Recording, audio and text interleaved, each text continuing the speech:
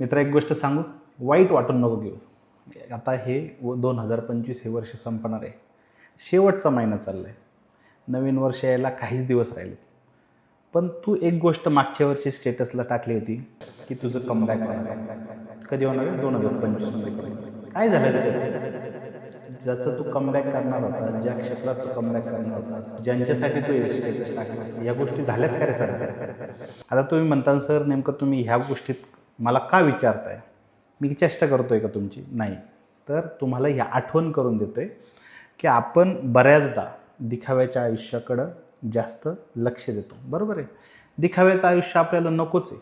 त्याच्याबरोबर काय, आपण ज्यावेळेला काहीतरी नवीन करण्यासाठी बाहेर पडणार असू तर त्यावेळेला सगळ्या लोकांना ओरडून सांगायची गरज नाही. जर तुम्ही पूर्ण तयार असाल त्याच वेळेला तुम्हाला ती गोष्ट सांगायची. नाहीतर तुम्हाला तुमचे जे कष्ट आहेत ना ते तुम्हाला शांततेमध्ये करायचे. मजा कधी येते तुम्हाला माहिती आहे का? जर तुम्ही एखादी गोष्ट करताय, लोकांना असं वाटतं की आता तुम्ही संपले, ते तुमची आता पूर्ण वाट लागलेली आहे आणि तुम्ही शांततेमध्ये ह्या गोष्टी तुमचे कष्ट चालू ठेवताय आणि सडनली काय होतं? धमाका होतो. काय होतो? धमाका. आणि हा धमाका प्रूव्ह करतो की तुम्ही तुमचे कष्ट थांबवले नव्हते आणि तुम्ही एका नवीन लेवलला जाऊन थांबता.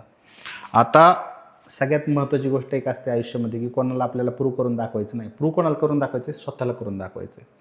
कारण यश हे आपल्याला स्वतःसाठी पाहिजे, लोकांसाठी नाही पाहिजे.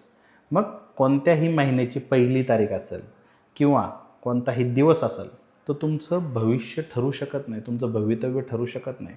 ते सुरू करायला, म्हणजे समजा मला जिमला जायचं आहे तर त्याच्यासाठी नवीन वर्ष यायची वाट बघायची गरज नाही. जे काय तुम्हाला करायचं ते आज चालू करा, आज चालू करा, आज चालू करा. आणि जसं तुम्ही आज चालू कराल ऑटोमॅटिकली तुम्हाला यश तुमच्या पदरामध्ये येईल. धन्यवाद.